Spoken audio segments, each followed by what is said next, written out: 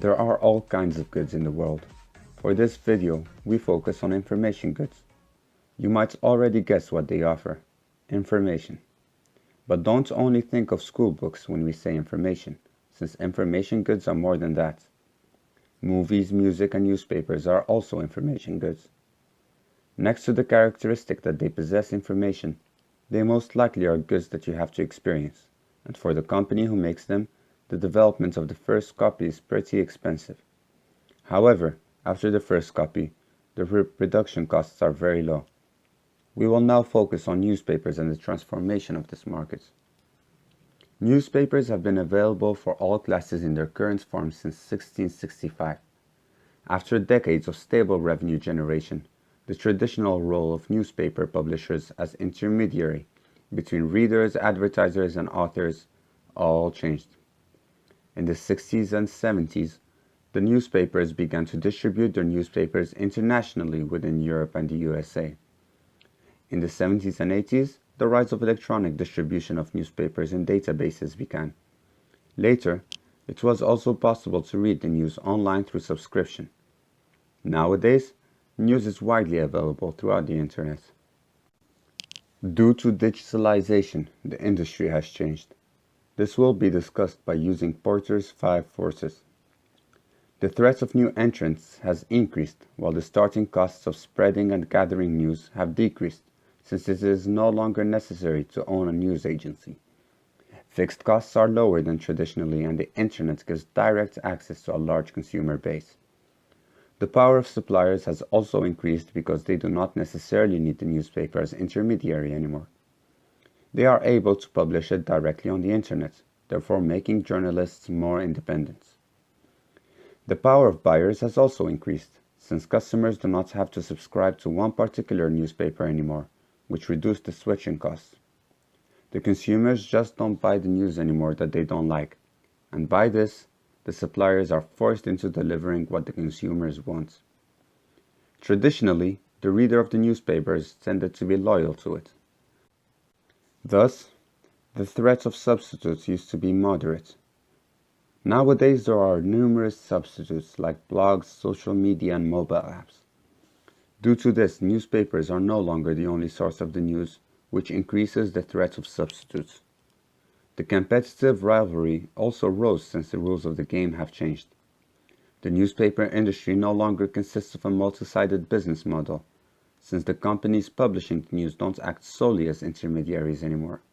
Now, it is more about bundling and personalizing the information. Our first technology that we introduce is Blendle. Blendle is a platform where you can read articles from different newspapers. Currently, they provide over 100 publishers, and therefore you have access to more sources of news. You can sign up using Facebook or email and choose topics you are interested in. In this way, Blendle creates a personalized page with news. If you want to read an article, you pay on average 19 to 39 cents, and this is the so-called micropayments model. In the Netherlands and Germany, so far 650 people paid for the service, and is now being extended to the US. Blendle receives 30% of the reader's payments, and the other 70% goes to the publisher. The second technology we introduce is Flipboard. This is also a platform for following news articles and magazines. It has a magazine-style design, and it is possible to sign up using Facebook or email. Similar to Blendle, you are able to choose the topics you are interested in, and it shows specific cover stories which are chosen by Flipboard itself. When you find an article you are interested in, you click on it and you get redirected to the website of the publisher. Flipboard makes revenue from showing advertisements on their platform. Blendle and Flipboard both have the advantage of not requiring a subscription. Furthermore, they both use a recommendation system which creates a personalized news page. It is also possible to follow publishers and other users and recommend articles to them. Lastly, the advantages for publishers is that these platforms bring reach and awareness to readers. For example, 10% of Flipboard's readers subscribe to their favorite magazine. Moreover, they both target younger people. 2 out of 3 of Blender's readers are under 35. These readers are a new stream of revenue and do not necessarily cannibalize the online subscriptions. The strength of Blendle in comparison to Flipboard are that there are no advertisements. Moreover, it is possible to receive refunds when the reader does not think the article is of good quality. This creates more pressure for the publisher to choose a quality over click and bait. The advantage for the publishers is that most people have ad blockers nowadays, and therefore it is more difficult for them to earn revenue with their news sites. This platform makes it possible for them to receive revenue in a different way.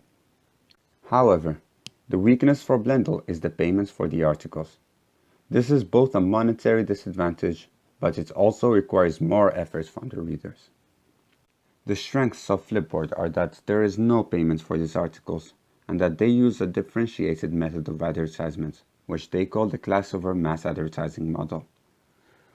This means that the advertisements must be related to the articles, instead of advertisers being able to buy a spot. This increases their revenue from advertising. However, the main weakness for Flipboard for the readers are the advertisements, which Blendle does not have. Furthermore, when they redirect the reader to the website of the article, the reader becomes subject to the pricing policies of the publisher. For example, if they use a freemium pricing model, you might need to pay for the premium articles. Other publishers use a meter, which makes it possible to read a specific amount of articles per month for free. But when you want to read more, you have to pay. Therefore, in the end, you might still need to spend money to be able to read the article you wish. This may confuse the consumer. The costs might not be clear upfront. As we said, we regard this new newspaper industry as an industry that provides bundled news. Those bundles are, in contrast to the traditional industry, personalized to your taste of news. This personalization is one of the well-recommended strategies by academics to win in threatening competition that the information goods market shows. Therefore, we expect that these two platforms will become large players in the newspaper industry. However, we don't expect that these platforms will retain customers as much, because they will eventually find their favorite news source and switch to this publisher. The platforms will more likely obtain new customers every few years, who will be young readers. We specifically expect that Blendle will become a success, since it is easy to use. Also, there is a sophisticated recommendation system in place, and there are no advertisements.